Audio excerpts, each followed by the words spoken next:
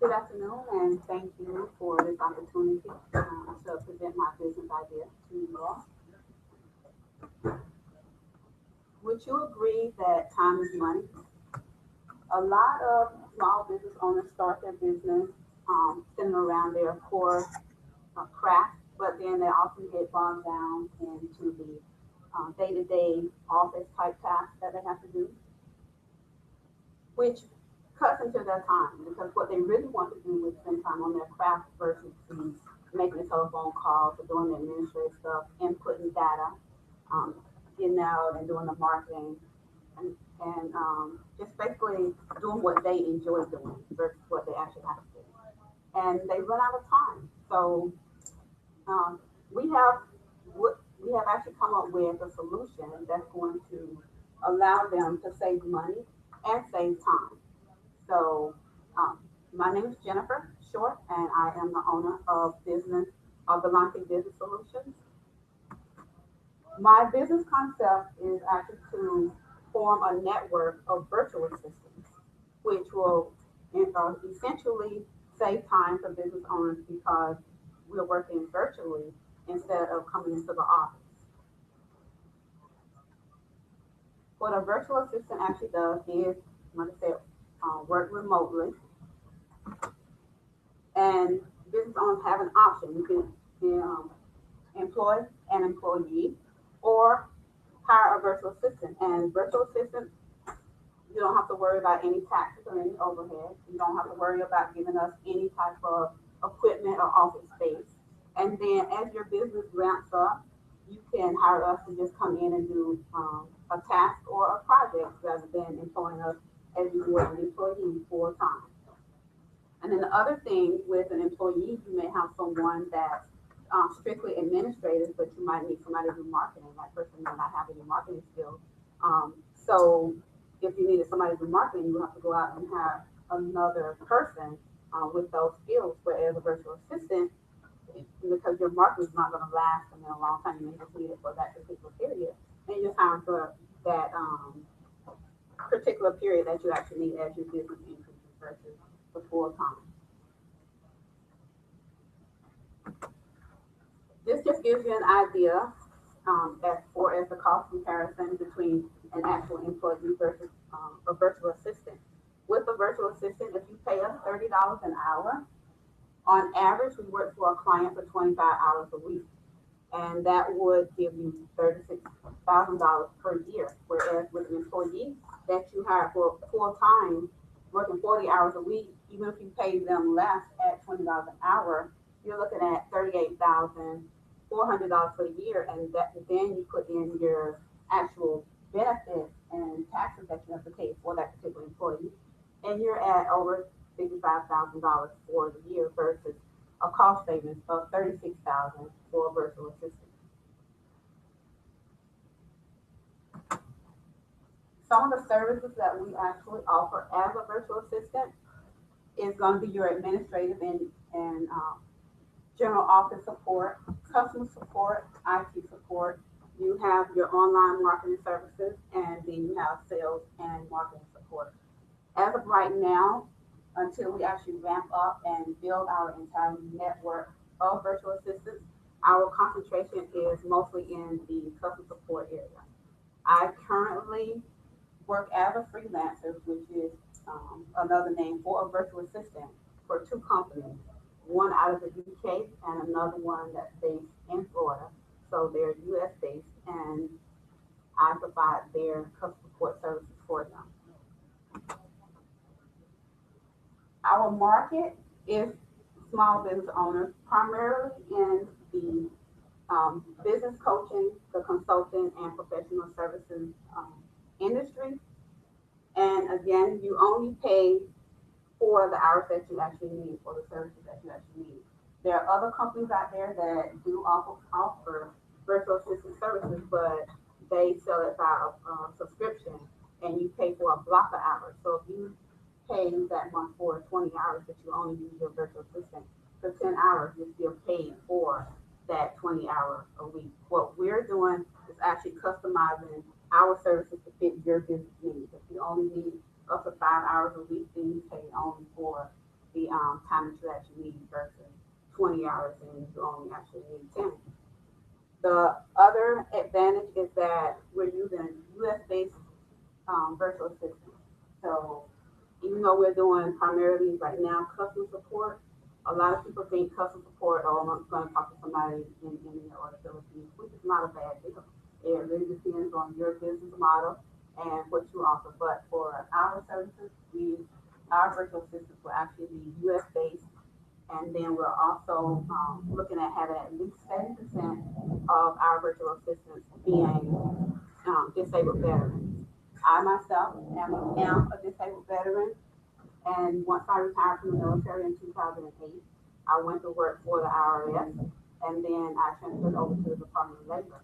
Unfortunately, I had to resign from the Department of Labor due to health reasons, and I found out that I actually needed a more flexible work experience or work environment.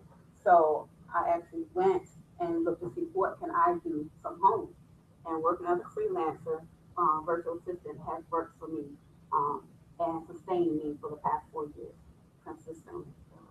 So we're hoping to provide that to other disabled veterans who may not want to start their own business, but yet they have skills that they have that they want to basically utilize them and be of service and give back to their community. So that's really our primary concentration for a virtual assistant.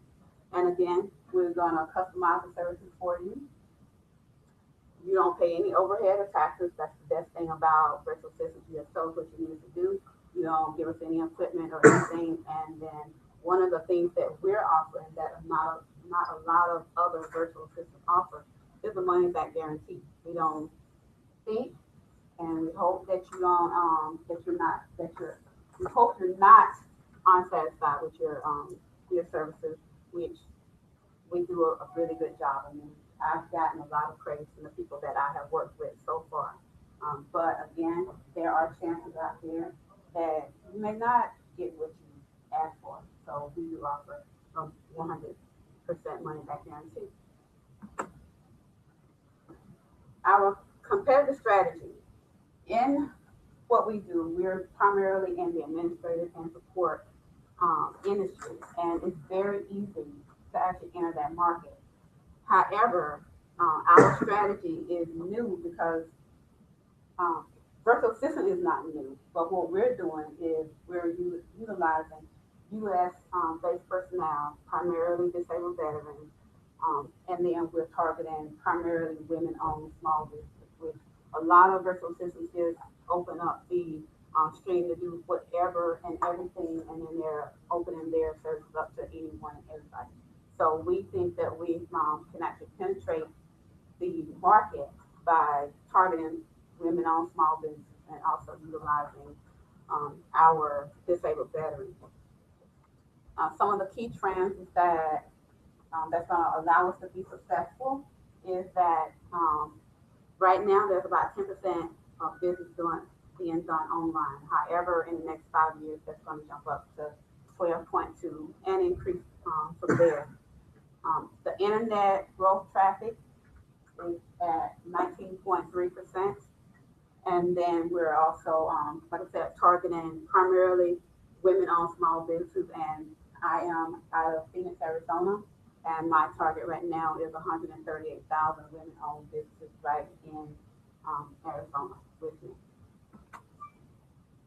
Our market strategy, again, is with small businesses in the business, consulting, coaching, and professional services market. And we're going to target the women-owned business, starting in Arizona and then expanding out. And we're going to advertise our services mainly by word of mouth. I've gotten a lot of referrals, word of mouth. I belong to a couple of women-owned, primarily women-based networking groups, social media, and of course through my business website here at BizSolutions.com. On a typical day, I spend time consulting with different business owners, small business owners, to see where a virtual assistant can actually fit into the scheme of things with them. Every business is pretty much different, and in a business cycle, the business owner is going to need some type of assistance at some point. But I spend time dealing with the business owner, connecting them with the virtual assistant that will best fit their business model. It's not just going to be who's next on the roster or who don't have any work. Um, we actually look at what's actually needed and then connect them with the assistant that can do the best job for them. And then we're spending time reviewing the requirements that the business owner actually needs and meeting those deadlines. And then we get busy doing the actual work so that we can have a satisfied client. And one of the key challenges, because we work virtually, is making sure that our virtual assistants actually have a reliable internet connection. Um, Make sure that we have connection at home, our home office, or wherever it is. If anything happens whatsoever, you pack up and go to the library or the nearest area that has internet connection. That's the good thing about being able to go back and forth. The finances. Our hourly rate is $30 an hour. Because we work from our home office, there is no cost involved or taken out of that $30 an hour. So on average, working for at least 2 clients, you're looking at 40 hours a week, making $4,800 a month. Our profit margin is 100% per hour. The startup cost for a business like mine is the LLC, legal fees, and web design. It cost me $1,900 to actually start up. The ongoing cost is $2,805.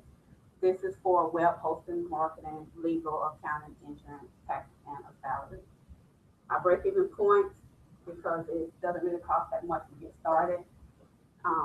Basically break even in 2.4 months or 2.5 months. Funding for the startup cost, like I said, is less than $2,000, $1,900 to actually start up. That will come from my personal funds.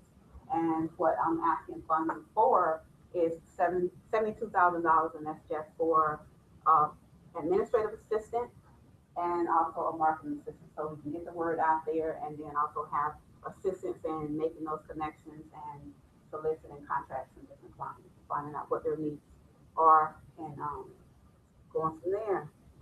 So $72,000. Our management, I am the president and CEO of Velocity Business Solutions, and with my military career and my short civilian career, I have basically gained experience in supporting clients and servicing them, and also I have a background in contract management, so I know how to actually go out and solicit contracts, and I've been pretty successful so far. And I've worked as a virtual assistant personally since 2009. And that pretty much concludes my presentation. You know, I was working with virtual assistants, connecting them with business owners, and we are here to save business owners time and money. Are there any questions? I was going to say, tell me about the name. Bizanti Business Solutions actually came from two African tribes that actually combined just to come up with that name, Bizanti. And then Business Solutions because overall we want to be the solution for different small businesses out there. Bizanti Business Solutions. Yes. So my question for you was, is there like a training program in regards to making sure these people are qualified to do this job? And, you know, like how do you vet qualified employees in regards to that? Once the virtual assistant actually contact me, or I contact those that are actually interested, then I will go through the recruiting and hiring process. There are certain things I actually ask them to make sure that they are ready to actually work from home. And then it also depends on the clients that we have, what services they are actually looking for. We're going to meet with that particular client and find out what their specific requirements are. As far as the virtual assistant, it's almost kind of like having a resume. So they will list all of their previous skills and experiences, and then we kind of like look and see, okay, if there's someone that fits that, but then at the same time, not just looking at what's on paper, I will physically talk to them, because like I said, I've been doing it I know other people that have actually been working as a virtual assistant as well, and I know what works best for different companies. So I have a follow-up question to that. So your Uh-huh. point, I mean, the only question is, do you have a way to validate what they claim? When you talk to them on the phone, if someone has a resume, it may not always be accurate. Is there a way to validate? So when you say 100%, profit margin, like you have to travel to these people's businesses to meet with them. I mean, Arizona's a pretty big place. Mhm. And no, and then you have to. I mean, if you actually are vetting these people, so I mean, I think that the 100% is kind of a little upsetting in regards to that. Just my opinion. And you have a point. That's a valid point, which I didn't take into consideration. But thank you. It's here. I got it. Maybe I'll- Thank you. Yes, sir. Oh, well, just go ahead. Okay. Just tell me kind of what kind of growth you're expecting or scale. So I guess there are plenty of virtual assistants that you could hire, Mhm. and I guess potentially whatever the market is. How many people do you think you can manage? You are a virtual assistant for two companies yourself. You want to interview, hire, and monitor these people. What are you thinking? How big to grow? How quickly? What's reasonable? As of right now, I am expecting about 20 to 30 people. And then as more people actually come on board, that alleviates me from physically working directly with a client for the support side of the house. But I do more of the recruiting and connecting. But to start off, 20 to 30 people in about 6 months once we're up and running. And to be honest, I'm looking to grow as big as it goes, but of course, not just me by myself. I will be hiring other people, actual employees, not contractors, to work with me to help me manage the clientele and the virtual assistants. Because I mean, it is pretty big. And not to harp on a profit margin, but you would, off the $30 rate, take some piece for yourself that you're not working, right? That's good. You should look at a company in Live Ops. It's a big company that does. They basically outsource call center and customer service and stuff like I'm pretty that. much familiar with that. Yeah, so but they do it with people that are not employees, right? They basically log in and put in a period of time of work and then log out. And there's Right. a lot of different people that they've queued up to do different. And that's pretty much what I do. So And I think yours kind of focusing at small businesses is a nuance. It's definitely a kind of a different way to approach.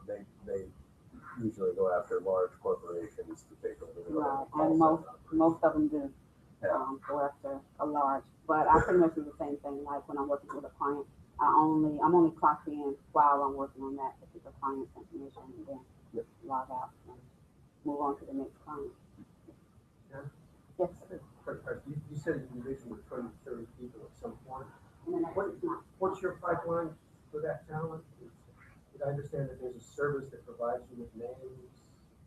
We're actually going out and like just looking for people ourselves. I mean, I have met with a couple of people to include some people here that are actually know people who want to do virtual assistant type work, and then different companies out there who are looking for it. So we have different sources. I mean, between I connect with a lot of virtual assistants and even prior service personnel who are in the job market right now, and who, to be honest, they are working because they have to, but it's not beneficial for their health, and they're looking to do something. If I could see where a virtual assistant could work for more than one agency at a time. And To do a part-time. because on average, I mean, most companies only need a virtual assistant maybe about 15 hours a week. There are some that work, 24 hours a week, but you're working for different clients. But any particular small business may only need somebody for about 10 hours.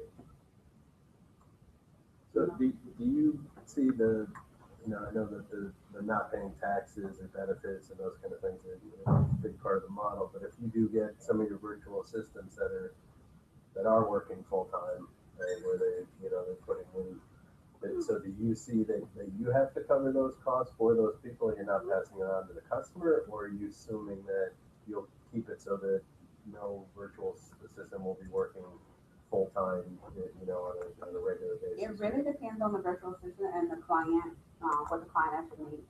There are virtual assistants who do work full-time. Mhm. I technically work full-time, but not for just one client.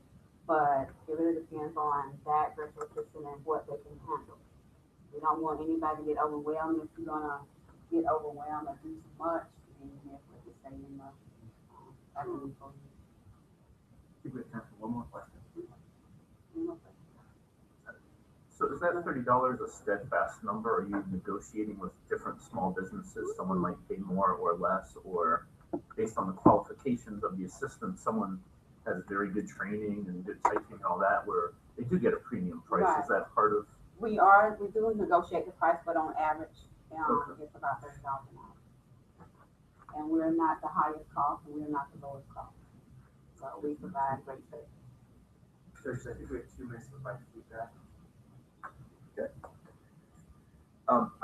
One strength of the presentation, I really liked how from the beginning you engaged us. You asked a question, and you asked a question that everybody could identify with, and you immediately established contact with that. I thought that was a great job. Right from the beginning, you know, sometimes presentation starts and you can wander, but you grabbed us and you focused right on it. So I thought that was a great job. I think you definitely know your market, you know the role you serve, and it's not like you're just creating this out of thin air and coming, bringing it to us. So I think you guys have a well-based foundation in regards to it. So. Yep. I think the presentation flowed very well. Here's the problem, here's my solution to it, here are the financials, here's how I'm gonna make it work. I thought it was put together very well. My point was, Chris, to the point, having financials spelled out on the page, numbers right there. I'm a numbers guy, I appreciate that a lot. And not overly too much data or too many slides. If I had to give you one recommendation, I'd say maybe make the financials a little bit tighter. Because you could say in 6 months, if I have 30 people and I'm paying them X, I'm going to be making this amount. And that might make it even tighter. The other thing I'd recommend is you talk about targeting women-owned businesses in Arizona. I'd say before future presentations, call up 5 or 6 and just say, hey, I have a business idea. I'm a fellow women-owned business. I'd like to get your feedback on that. It's always good to incorporate customer stories. I talk to these people, and they, you may think $30 is a lot, but to them, it's going to save them. And one further thing that you can also do is you can say, on average, you'll save 10 hours a week by paying $30 an hour. But what could that mean to you in additional revenue? Or you for additional contract? It all comes down to time value of money, where you want to put it. And if you do that, you create an even stronger connection. It could be that extra 10 hours is going to get you that $1 million contract. No, I kind of what Scott was saying. I think like building that extra connection. If you actually went out and hired all veteran disabled women or veteran women to work for the company, and you're targeting women businesses, I think it's kind of this, sort of, bond that you guys could almost create. So good synchronicity. Thank you. And that was one of the ideas I actually had. But again, I don't want to leave out other people. So that was. In a final thing, you talk about the name being the tribe. In a way, what you're talking about is creating a tribe or a community. By bringing in, targeting women-owned businesses, bringing in veterans, women who could do, women or men doing that, you're creating a village. So I'd encourage you to incorporate that layer the presentation and talk about that. But overall, an excellent job, and I think you're very creative with this. Definitely a service that would be needed. I mean, I'm interested myself. I just wish I lived in Arizona still. And you're a woman. And I was here. Exactly. Right. So thank you. Thank you all. Well done. Jennifer, thank you so much. All right. Thank you. Does this have to be limited to Arizona? So just unfortunately, we only have 2 minutes. That's fine.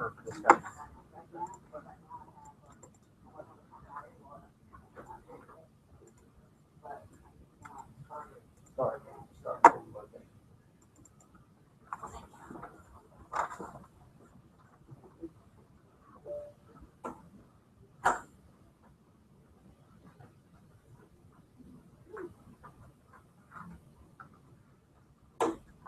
I don't know about you guys. I thought she did really well. Yeah. I think so too. I think her personality, she's more low key, so she's not the energy didn't come out as much as I would have liked, but Yeah, That's her. yeah.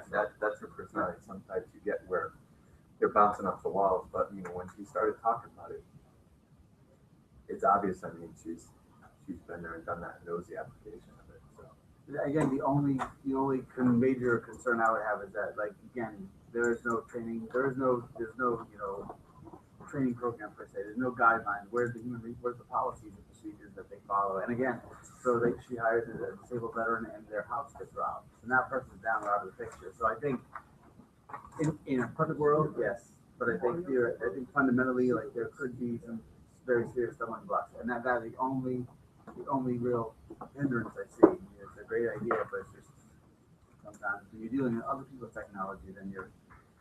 and I think Larry, the first presenter we had, kind of touched on this, and that there's been other veteran-owned businesses who did lousy jobs and created jobs that, oh, look at you are the best. Look at you. Yay. Those Is are this all vodka. special water? Yeah, I was gonna say They're vodka, so be careful. First row is gin and tonic, right? Right. I just hope that. I think they're doing Oh, I'm awesome. sorry, I still have your copy. Okay. I'm sorry, I was sorry. I won't leave without you. Okay, good.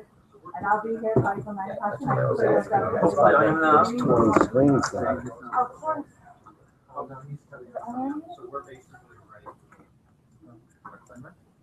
Have an extra one of those scheduled. I do not. You can email, but Is it PowerPoint that was supposed to be clicked on there instead of just the screen, full screen? I don't know what the hell, that's why I was asking the guy, remember when he was asking what the hell are those windows? No, but it's How have they working been? before. But that goes right, is that, or you're not seeing anything at all? Can you check her thumb drive, she's actually waiting for it, just go there real quick. That was my question. Is that a real And then one and just to check. two? I had to put it in down Yeah, there. remember? So I think, because we're voting on innovation, but on what basis? I mean, we have two things to rate them, so that, after we go to the final overall, we'll determine that as a group later on. Yeah. That's usually just talking. I think the innovation comes same numbers on top of this one difference. And there's things that, just stand out, so that's. Is my dyslexia working well, or?